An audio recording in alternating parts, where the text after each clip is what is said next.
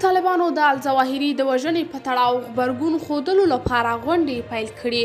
د طالبانو مشران نن هم په دې اړه خبرې کوي چې په کابل کې د امریکا د بي پیلوټ الوتکې د برید پر وړاندې چې د امریکایي چارواکو په وینا د القاعده مشر ایمن الظواهري پکې وژل شو څه ډول غبرګون وښیي. دا خبره دریو سرچینو رویټرز خبري اژانس ته کړې ده. طالبانو تر اوسه په دې برید کې چې د یکشنبې په سهار وشو د الظواهري وژنه نه ده تایید او نه رد کړې ده. د طالبانو یو چارواکي چې په کابل کې مهمه دنده ترسره کوي د خپل نوم د نه ښودلو په شرط رویټرز ته ویلي په دې اړه په لوړه کچه غونډې روانې دي چې آیا د دغه برید پر وړاندې عکس العمل وښودل شي او که داسې پریکړه وشي نو مناسبه لاره به یې وي.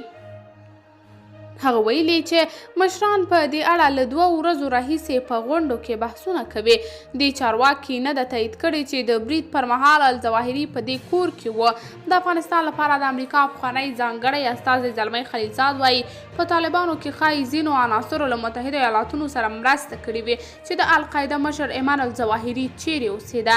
خلیلزاد چې له طالبانو سره یې د دوحې تړون لاسلیک کړی دغه څرګندونې پرون سه شنبې د امریکا NPR رادیو ته کړي او حقاني شبکې ته په اشاره یې ویلي چې دا هغه شبکه ده چې الظواهري ته یې پناه ورکړې وه.